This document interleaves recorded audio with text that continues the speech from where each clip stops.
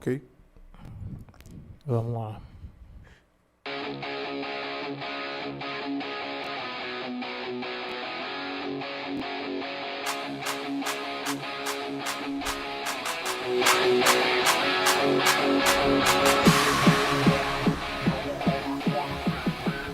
É isso aí.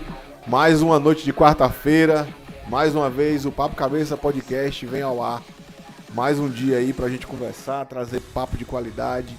Um papo cabeça, esse é o nosso compromisso. Não é isso, Fabão? Não é isso, Diego? É isso aí. E aí, Vamos lá, Fabão? Fábio. E aí, dá meu boa noite, né, a todo mundo que está acompanhando aqui conosco. Feliz em estar aqui mais uma quarta-feira, com certeza, trazendo mais uma edição do Papo Cabeça. É isso, e hoje, né, mais uma figura notável no nosso programa. Boa noite a todo mundo. Ela que é graduada em fonoaudiologia, graduada também em Direito, foi papiloscopista pela Polícia Civil em Pernambuco, é perita criminal também em Pernambuco, delegada de Polícia Civil aqui da nossa cidade de Coraci. Seja muito bem-vinda, doutora Ana Cristina, ao nosso Papo Cabeça.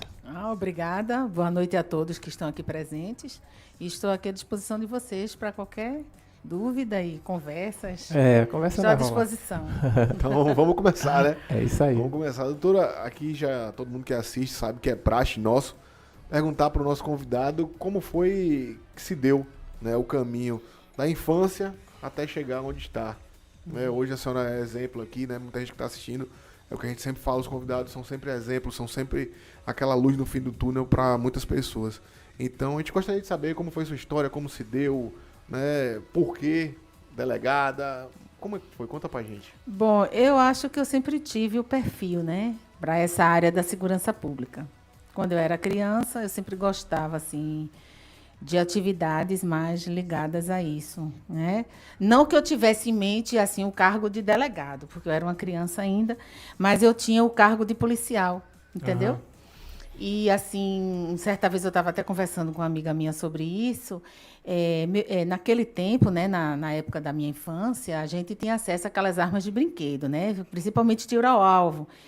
E meu pai costumava muito comprar essas arminhas de tiro ao alvo, né? Que você tinha o alvo e você atirava. E engraçado que o meu irmão, ele não brincava, ele não gostava de brincar com isso. E quem gostava era eu. Ele comprava para o meu irmão e quem brincava era eu. Mas era só assim, naquele sentido de atirar e atingir o alvo, entendeu? Não em pensamentos em outras coisas, Sim. assim. Então, assim, depois aí eu cheguei à adolescência e tal, e tive essa questão de entrar na área de fono, mas de fonoaudiologia, inclusive exerci a profissão por um tempo, mas eu fui vendo que aquilo não tinha muito a ver com a minha vida pessoal, né? Eu não estava satisfeita naquilo ali. E aí eu fiz o concurso para a Polícia Civil, em Pernambuco, para o cargo de papiloscopista, e daí foi que eu comecei a ter estímulo para fazer o curso de Direito. Eu digo, não, agora eu quero ser delegada. Botei na minha cabeça. E aí pronto, e aí começou a minha vida em si, fui tentando os concursos, né, até chegar aqui na Bahia. Uhum. E, assim, mulher, né, em um cargo que popularmente é um cargo masculino, né, dentro de uma visão, né, do dia a dia aí da sociedade. Mas eu queria saber do seu... se existiu, né, alguma dificuldade, né, voltado a esse questionamento, né, uma mulher delegada de polícia, perita criminal. Então, existiu essas situações assim? No começo, você ainda sente assim que eu entrei, eu senti assim um pouco de machismo com relação a isso, até porque quando eu fui trabalhar na época, né, que eu fui para aquela região ali de Itapetinga, só existia delegados homens, não tinha delegado. E aí eu me sentia assim como se estivesse na Berlinda, né? Mas depois o pessoal foi se acostumando e foi vendo que o trabalho da gente é isso mesmo. Mas hoje isso já mudou muito, porque até a nossa delegada geral, né? Sim. Atualmente é uma mulher, a doutora Heloísa. Então, isso foi uma conquista, né? E eu até acho assim que a mulher tem certas mais habilidades, principalmente nessas cidades de interior, que a gente não tem as delegacias especializadas para você lidar com a questão da mulher, estupro de vulnerável, né, envolvendo meninas. Então, isso é importante, a figura feminina nisso aí. Até para elas se sentirem mais à vontade. Uma empatia até, né? Gerar uma empatia Isso. da pessoa ali que está envolvida nesse crime, né? Bora, Marcão. Bora. Ô, doutora, e a gente já tocando nesse viés aí, que é essa questão da violência contra a mulher, contra o incapaz, contra, né, a criança e tudo mais. Qual é? A gente tem sempre conversado sobre isso quando vem alguém da segurança pública. Qual é um perfil, assim, né, mais aproximado desse cara que é violento com a mulher, que bate na mulher em casa, que bate na criança, que estupra a criança e tal? Existe um perfil moldado, assim, pré-moldado, que a gente pode pensar assim, poxa, aquele perfil ali é um perfil que provavelmente é esse cara aqui. Existe isso aqui ou não? Existe sim. Realmente, os autores desses fatos aí, normalmente eles têm alguns distúrbios, né? E aí, inclusive, até no nosso formulário, que nós somos obrigados a preencher esse formulário, nós sempre perguntamos se ele tem algum tipo de problema, se ele já tentou suicídio, se ele toma remédio controlado, se ele... Entendeu? Normalmente existe isso aí, essa questão desse distúrbio. Normalmente. É difícil você não ver nenhum tipo de distúrbio nisso. Entendi. Voltando, né, a pergunta de Marcão, no próprio estupro, né, a gente acaba percebendo que existem a relação de estupro é mais com pessoas próximas à criança, no caso, né? Então, existe dentro desse aspecto que Marcão falou, esse contexto assim da pessoa ser mais próxima, ser geralmente um ente familiar, geralmente uma pessoa que você tem uma confiança maior, né? E na semana passada até nós conversávamos com o doutor Inocêncio sobre isso justamente, né? O doutor Inocêncio esteve aqui com a gente falava justamente nisso, essa questão da criança, né? Que é muito brabo isso aí. Quase... eu vou colocar assim, uns 95% dos casos que chegam na delegacia são referentes às pessoas mais próximas, parentes, né? Padrasto, vizinhos que moram próximo à criança ou adolescente, no caso. Entendeu? É raro, assim, chegar um que não seja envolvido nisso. Que não seja, assim, mais próximo da família. E qual o papel da polícia nesse momento, assim, do delegado, né?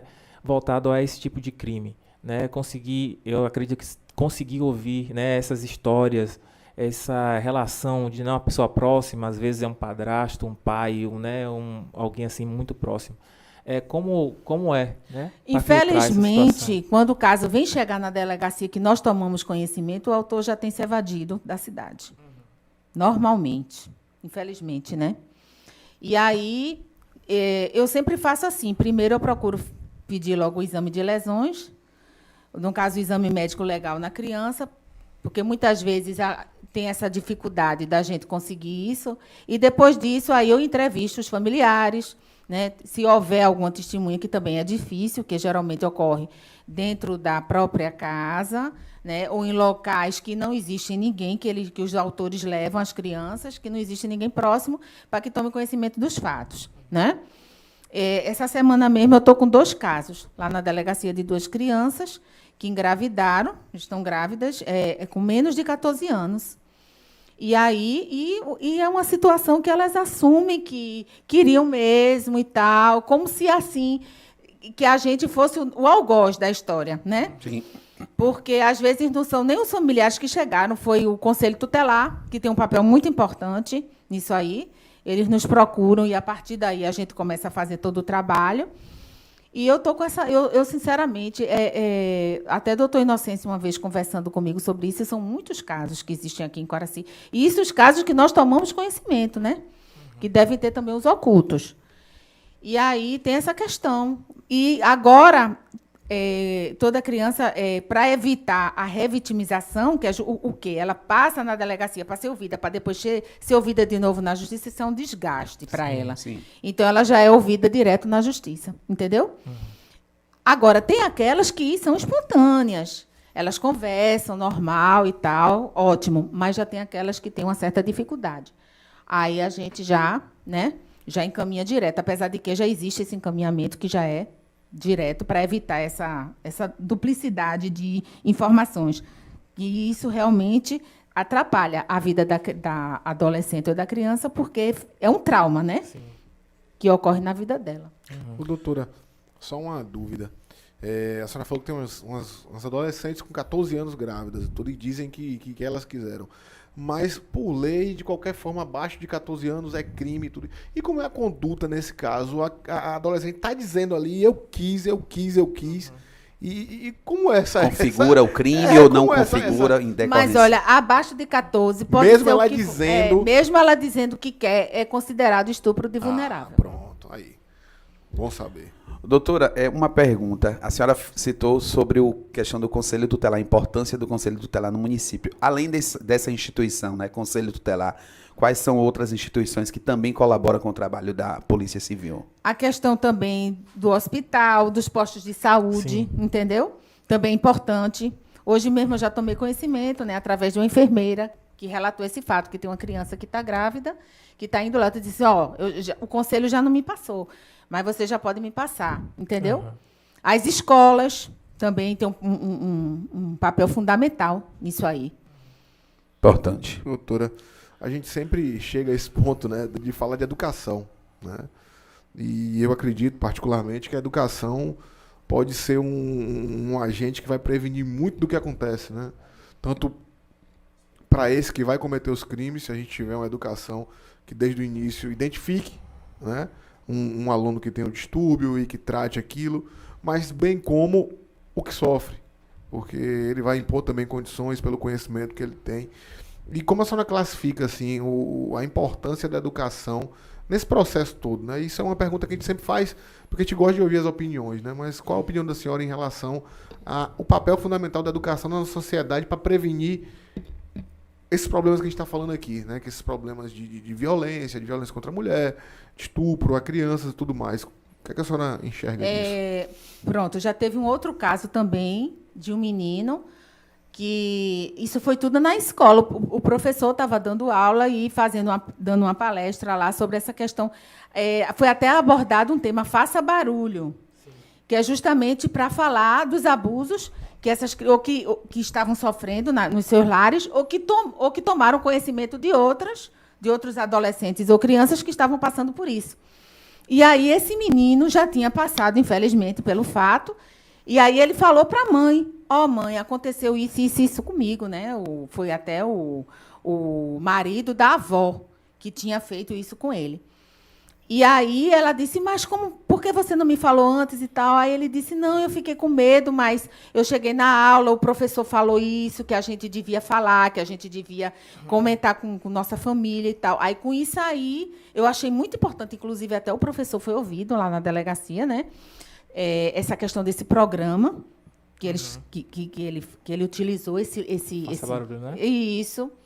E aí eu achei muito interessante ele falando, porque foi através disso aí que o menino se sentiu incentivado para falar. Uhum. Perfeito.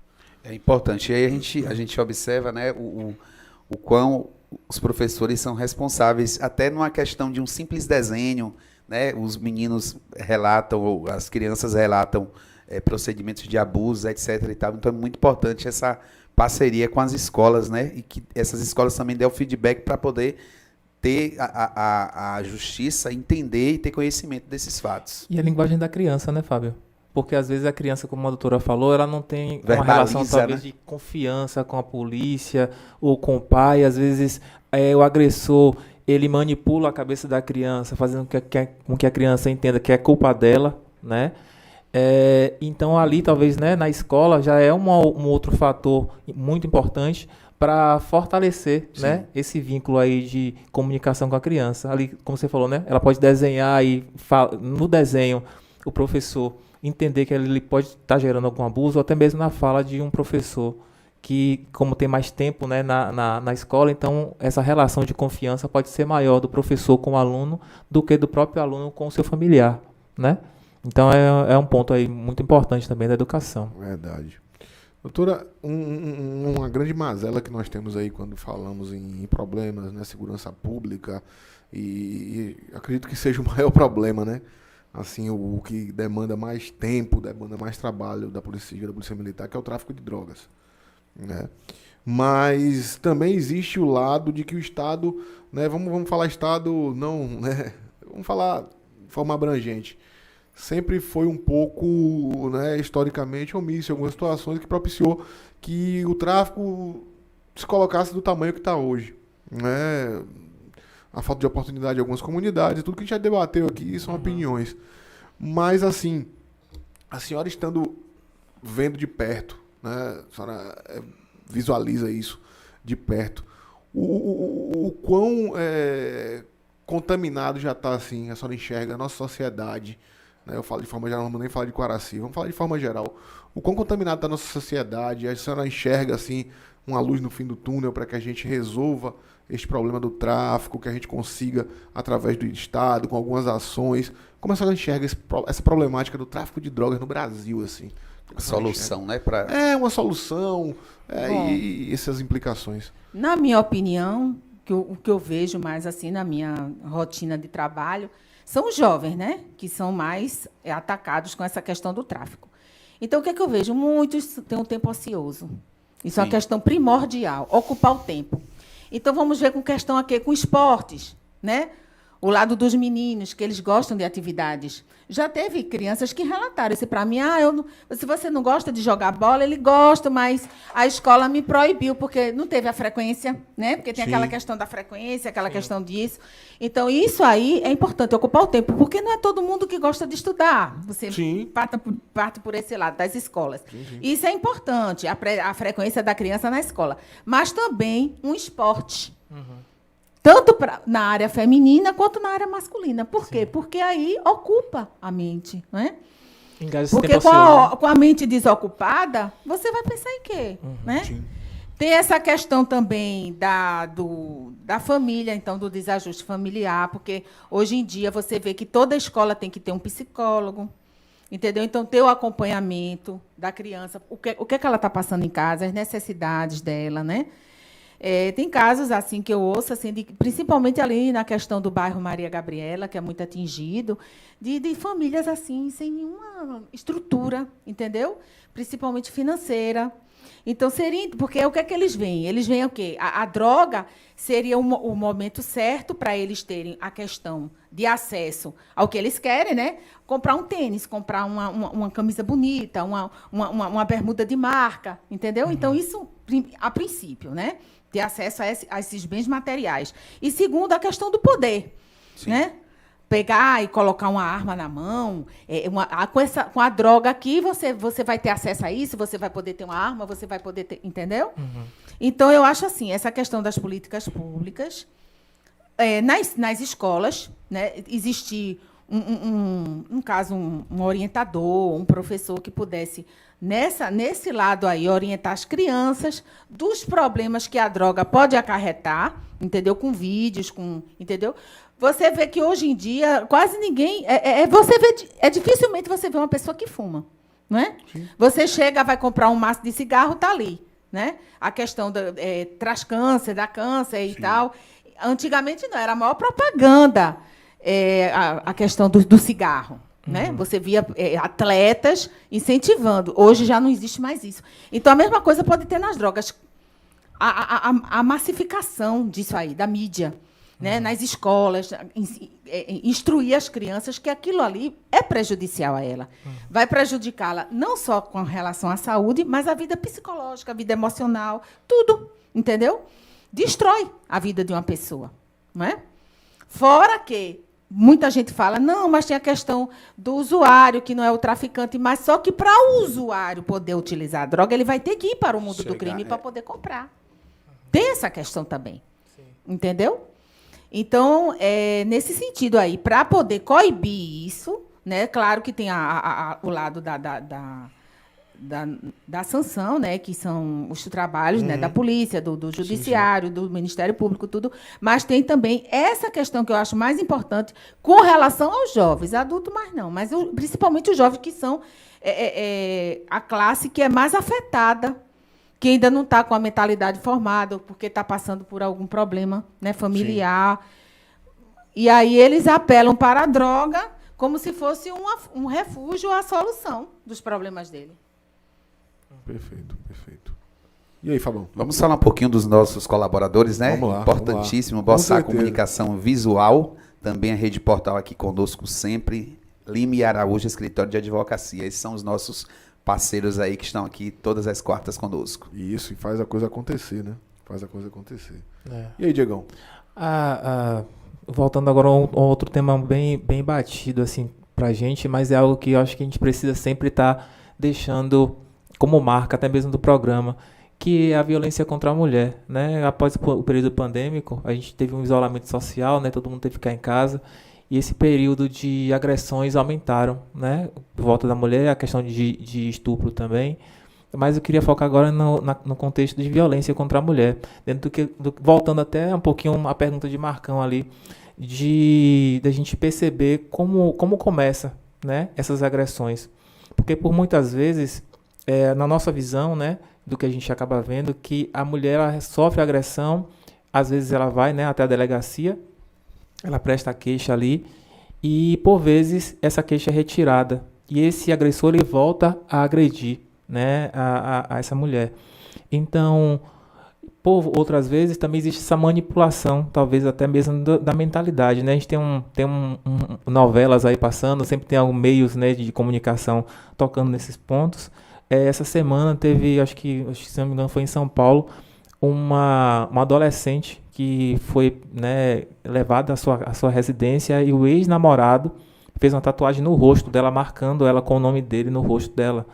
Né, esse rapaz está preso, né, tá recluso, mas é uma agressão ali que, né, fica a marca durante toda a vida, e o processo desse crime é muito difícil de reverter, né, pela questão psicológica.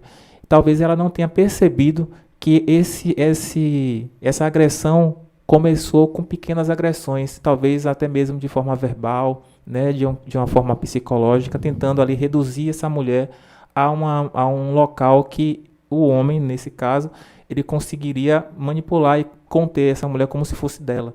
Então, eu queria saber, né, com relação à sua visão em relação a esse assunto e também das possíveis formas de identificar, né, e a possibilidade também da coação da polícia em relação a essa situação. Existe às vezes, né, existe essa dificuldade das vítimas se dirigirem à delegacia, né, por conta ou por medo ou porque realmente não quer se afastar do agressor. Muitos casos existem lá de mulheres que registram suas ocorrências, depois chegam lá para retirar, que não é mais, né, que agora é direto com a justiça, a gente faz nosso papel, nosso trabalho e encaminha tudo para o judiciário. Eu digo, olha, aqui você não tem mais como desistir. Você vai ter que desistir lá, entendeu? Uhum. E aí também, porque nós já nos reconciliamos e tal, porque eu acho que isso é a questão do respeito, né? Porque é como se fosse um ciclo que não acaba. A mulher é agredida uma vez, aí depois tem a reconciliação, novamente vai ser agredida, entendeu? Então, é isso aí. Então, tem que eu sempre falo, nós estamos aqui para isso, né?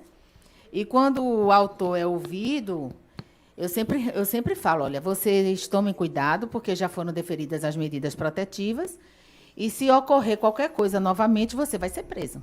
Entendeu? Qualquer ato que você faça contra ela, você vai ser preso. Então, aí, isso aí diminuiu muito a questão da violência, essa questão das medidas protetivas, porque realmente aí já está coibindo, né, do autor voltar a agredir a vítima. Isso aí tem nos ajudado bastante. E a questão como eu falei, né, existem outros meios delas entrarem em contato conosco, né, seja através de telefone, seja através das redes sociais, né, e nós estamos sempre à disposição. É isso. Ô, doutora, uma questão que a gente vai voltar aqui um pouquinho na sua vida, a questão de perita criminal, né? Como é que é o trabalho de um perito criminal? A gente ouve, né, pega os pedaços e tal, mas não sabe, assim, em suma, o que é. De forma resumida, o perito criminal faz o quê? Assim? O perito criminal ele é responsável pela produção das provas materiais. Sim. Todo crime que tem prova material, por exemplo, um homicídio, vamos dar um exemplo, né? Então, para a gente poder dizer que aquela pessoa foi morta, a gente tem que ter a prova. Foi morto? Foi, tá aqui, ó. Foi morto por quê? Por faca, por instrumento contundente, por um instrumento, né, perfurante. Então, tá aqui, ó, o laudo tá aqui do médico. Aí, então, a partir daí, da prova material, que aí não tem mais como se discutir isso aí a gente vai fazer todo o trabalho em cima daquela prova, entendeu? Que é muito melhor do que a prova testemunhal. Sim, não com é? certeza. Isso. Certeza. Diego, contar a doutora Ana aqui que a gente já teve um dia de perito, não foi? Lembra? Não tô Que a lembrando, gente não. descobriu um homicídio, lembra? Lembre aí, velho. Não lembrei, não. A gente tava indo jogar bola, ligaram pra gente. Ah, rapaz, sim. chegaram e Verdade. falaram, viu, doutora? Rapaz, Verdade. teve um senhor aqui que trabalhava na prefeitura Ah, e tal, e teve um infarto e morreu. Aí, quando eu cheguei lá, Chamou. antes de Diego, Diego, vem cá. Eu vi uma blusa rasgada, vi um sangue estranho. Viramos perito criminal nesse dia, Foi, foi? foi. Se assai. Aí, daqui a pouco, a gente olhando, né? Vamos mexer pra não, né? A polícia vai chegar aí. Esse cara não foi... Daqui a pouco, o Diego já achou um chumbo. Aí, daqui a pouco, a gente desvendou um homicídio. Olhando de cá, sem Sem tocar triscar. ali, Sem né? tocar. Sim, Sem tocar. Importante Porque isso, né? o que a gente acabou entendendo naquele momento ali, que existia também as pessoas que estavam próximas, né? Foi. Ah, não, porque ele já é assim mesmo, sempre acontece essas coisas. Não, existia um certo processo de querer acelerar aquilo ali, né, Marcão? E a gente acabou falando, não é o nosso lugar aqui tocar no corpo e retirar, não façam O isso. pessoal né? queria pegar e tal. E quando a gente olhou o sangue do jeito que tava. Foi. Ah, isso aqui foi que ele bateu lá e tal. E não tinha, sabe? Não tinha corte nem nada. Era de hemorragia mesmo. Eu falei, Diego, foi. Aí, E ele tava todo coberto, né, Marcão? Foi. A única parte, assim, que tava fora, assim mesmo, foi a parte do rosto, e se eu não me engano, os braços, né, e uma parte do peito, assim. E aí, na hora, a gente passou, olhou um pouco e tal, e a gente acabou vendo esse chumbinho, né, esse Aí chumbo depois foi isso mesmo. da Tiraram com ele com a garruncha, né? Aquela arma lá e tal. E ele morreu ali.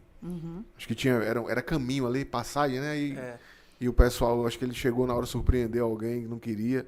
Ou tinha recebido um dinheiro, um negócio assim, e terminaram. Não. E é importante não mexer, né? mexer em nada que está ali no local, nem na vítima, nem em alguns objetos que estão ali próximos, porque com aquilo ali pode até se identificar, pode ter uma impressão digital, entendeu? Ali que o perito consegue fazer o levantamento disso, entendeu? Então é importante não pode mexer. Uhum. E pode até envolver diretamente um inocente dentro de uma visão de crime, né? Isso. Você tá ali, vê o corpo, ninguém mais viu que teve aquela situação, você vai lá e, né, toca no corpo em locais que houve a lesão, então o entender já é ligado a isso, né?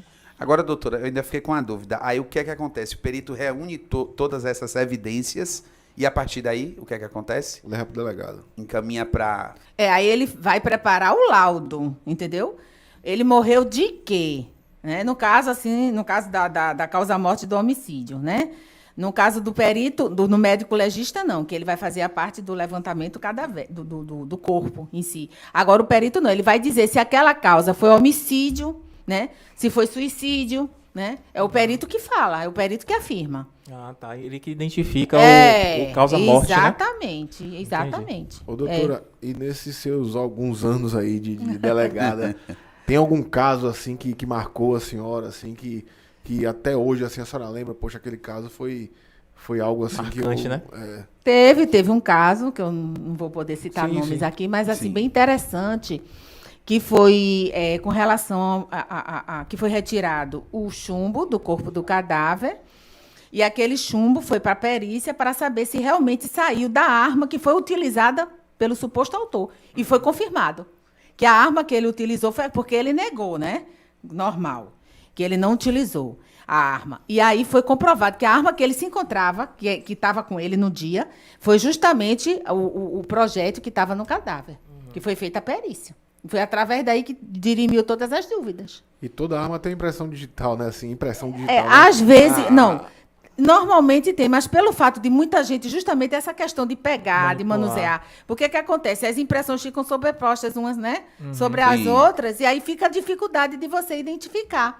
Entendeu? Por isso que às vezes não dá para identificar se realmente. Não é nem que não tem impressão, mas tem, mas não dá para São ver. várias, né, no caso. Isso. E eu falo o projétil, né? Cada projétil, a questão das ranhuras Isso do tem. cano da arma deixam uma impressão no projétil. Então todo projétil vai sair com uma marca diferente, não é isso? Então dá para identificar dessa forma O aí. interessante da função também é a questão técnica, né? E eu acho que é onde você retira todas as dúvidas ali que pode existir, né? Quando você tem uma relação de de colher as informações, eu acho que é mais difícil, né? E, né, como leigo falando aqui.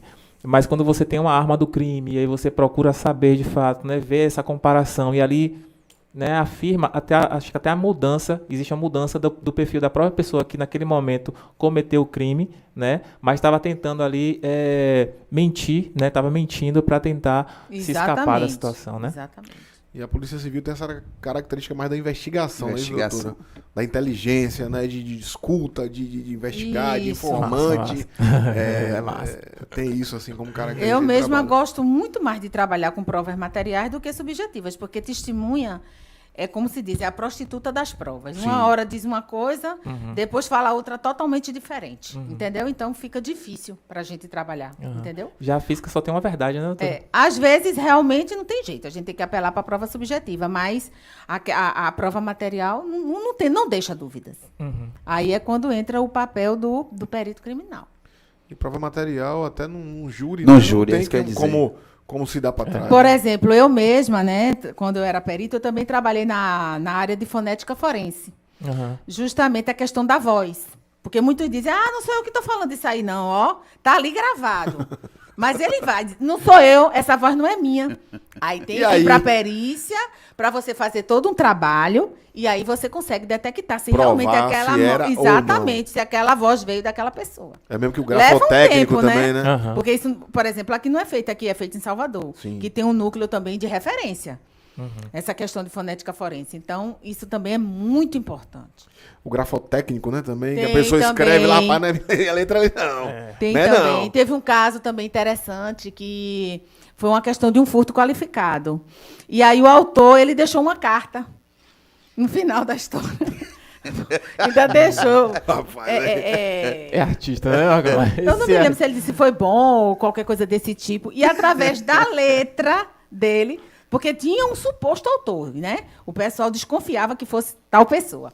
Mas a gente não podia afirmar. Aham. E aí, através daquela. Exatamente. Muito Surreal isso aí, velho. Da letra dele, que foi encontrado, mas não foi assim. Ele deixou dentro de uma caixa, que foi justamente de onde ele tirou todo o dinheiro que estava no cofrezinho. Que Aham. tava Deixou um dentro. aviso.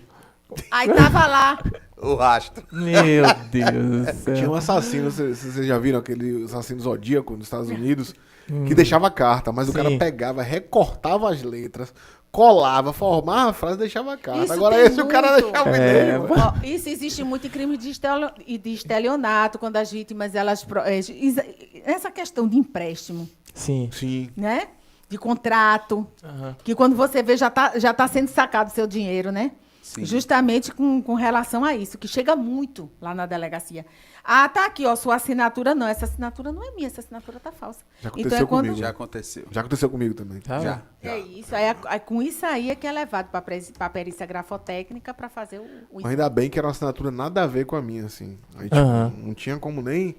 Não, e tem umas que são quase perfeitas, mas a perícia consegue identificar. Pelo traço, pelo A movimento. pessoa falha numa letrinha, numa perninha Tudo. de um ar, em Existe alguma como. coisa. Ainda bem que existe o perito criminal, né, Mário? Ainda Meu bem. irmão. Imaginou se tivesse a mercê aí É, da meu criminalidade, irmão, meu se irmão. não fosse. A coisa era complicada. Doutora, eu queria saber, assim, né, bem do lado do início, do início aqui do nosso programa. Você falou que você é residente de Pernambuco, né? Isso. Do estado de Pernambuco. E como foi, né? Vir para Coraci, como foi o acolhimento aqui, como foi para vir para um outro estado, para uma cidade pequena? Pequena. Com essa Não, relação eu aí assim, de... quando eu já estava bem...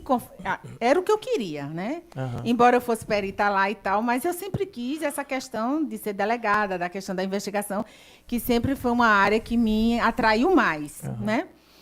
E aí, quando eu passei no concurso, que eu vim para aqui, para Bahia, que eu estava designada para vir para cá, a princípio foi para aquela região dali de Bicuí, Iguaí, né? E aí eu fiquei meio assim, porque a gente que mora em capital, a gente não conhece essa questão das cidades menores, mas aí eu digo, não, é um desafio e eu vou ter que enfrentar o desafio, até porque a minha própria área já permite isso, né? Para a gente, porque quem não tem coragem não abarca a profissão. Eu já tive várias colegas minhas que desistiram, né? Que pediram demissão e tal, porque não se identificaram nesse sentido aí. Realmente é uma profissão espinhosa, né? Mas eu já estava convicta que tinha que vir para cá. Aí, a princípio, eu fiquei vim para essa região, sudoeste. Aí, depois de lá, desse período que eu passei em Tapetinga, Ibicuígua, aí eu vim para aqui. Aí surgiu a oportunidade, surgiu uma vaga aqui em Quaraci. E aí eu vim para cá e comecei a fazer meus trabalhos e estou aqui até hoje. É isso. E qual conselho assim você pode dar, né, para as mulheres aí que estão tentando ingressar nessa função, né? Nós temos uma amiga, né, em comum aqui de todos nós que está, né, como falou isso para a gente hoje. E aí eu queria saber assim, queria que você, né, falasse aí para as mulheres o que é que elas podem esperar da profissão, quais os desafios, né, o que é que pode também. Primeiramente, tem que gostar da profissão, porque tudo que a gente faz por amor e dedicação dá certo, né?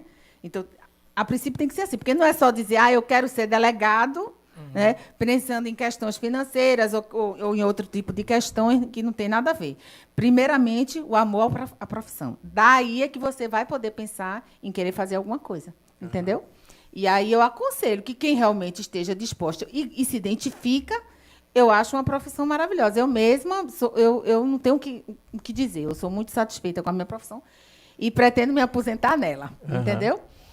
E é o que eu aconselho às mulheres hoje em dia. Quando eu entrei, ainda existia a questão do machismo. Hoje não existe mais isso. Tudo é por igual. Claro que nós temos nossas dificuldades, como em qualquer local nós temos, né? Existe também a presença da figura masculina, que nós precisamos, tanto feminino quanto masculino, que é necessário, no caso de investigadores, de escrivãs, muito necessário isso na delegacia. E o que eu tenho a dizer é que abracem, que é uma profissão assim muito rica de tudo, de informações, de você aprende, é um aprendizado de vida, né? Na questão prática, na questão teórica, né? Existem também, como toda profissão tem, né? O lado... nós somos cobrados, nós somos muito cobrados, nós não temos estrutura suficiente, às vezes, para a demanda que nós temos, entendeu? Mas é como eu digo, quando você tem amor, você trabalha mesmo com aquela insuficiência. E isso é importante. Sim, extremamente importante. Mas hoje eu serei o dono da informação, né, do programa aqui em relação ao final. Está chegando nosso final. Horário, né? Nosso horário, Marcão, Fábio, doutora Ana. Agradecer, né, mais uma vez aqui a sua vinda aqui ao nosso programa. E as portas estão abertas aí para um possível próximo programa. Agradecer também a todos os patrocinadores, né, que fazem o Papo Cabeça acontecer. Marcão, Fábio, as nossas considerações finais. Acho que até já adiantei a minha, né? Você já foi na Já sua. foi. Vai, Marcão. Eu vou aproveitar o meu espaço para as considerações finais e falar também sobre a dica de leitura da nossa semana. Certo, né? certo.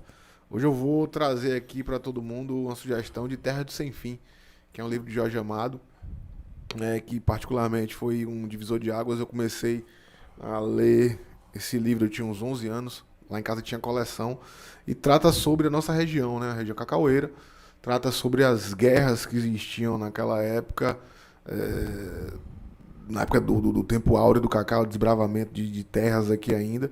Duas famílias brigavam aqui por uma área que é o Sequeiro Grande ali. E é muito interessante. E como eu não estava morando aqui na Bahia, nessa época eu morava no Pará, me trazia para onde, né, a minha família era, o que eu ouvia em casa. Então foi um livro que me despertou muita coisa boa dessa região aqui. Quando eu vim para cá, eu acabei, né, eu olho para as coisas aqui tentando ver as coisas que eu via no livro. Então, para quem já mora aqui, é muito interessante. Inclusive, tem até uma pessoa, um escritor, que acho que vocês conheceram também. Sim, foi o dia do Papo Cabeça, né? A gente tem convidado ele, a gente está querendo coincidir a agenda dele com a nossa aqui, que também escreveu um livro sobre o mesmo tema. E é bem complementar. Mas fica aí hoje a dica aí, Terra do Sem Fim. Agradecer a doutora Ana. Muito obrigado por aceitar nosso convite aqui. Dizer que é uma honra ter a senhora aqui falando sobre segurança pública, suas opiniões pessoais. Agradecer aqui a Rede Portal, que sempre disponibiliza aqui o espaço para a gente, aos nossos apoiadores aí. A Michel aí, que especial. Michel aí, sempre aí, né, à disposição aí, colando aí com a gente, ajudando. E a vocês também aí, por estarem aqui, né, fazendo papo cabeça aqui juntos aqui. @papo Cabeça Podcast, né, Fábio? Isso, segue lá a gente no Insta, dá uma moralzinha pra gente, né? Melhorar lá os seguidores. Mas, doutora, é isso. Mas reiterar aí os agradecimentos, né? A gente, quando trouxe o Papo Cabeça, foi justamente com esse objetivo de levar informação, de trazer pessoas que realmente contribuam para outras pessoas que têm um objetivo, né, na vida, quer seguir determinada carreira, e para também trazer informação sobre nossa cidade, sobre nossa região. E nesse momento gostaria de agradecer a doutora e de convidá-la, né, para uma próxima oportunidade. Sim. Aí. Ah, tá convidada, né, Marcão? Quem tem que agradecer sou eu, né? Por vocês terem realmente acreditado em mim, na minha profissão, e para expor aqui para vocês. E muito obrigada, né? E estou à disposição. O momento que vocês quiserem para um novo debate, né? Estou aí, é só entrar em contato que estarei presente. Então, perfeito. Então, assim, nós encerramos mais um dia, mais uma quarta-feira vencida. É isso aí. A nossa proposta é essa e vamos continuar aí. Valeu, galera. Até a próxima quarta-feira. Até a próxima quarta. Valeu, galera. Valeu. Tchau, tchau.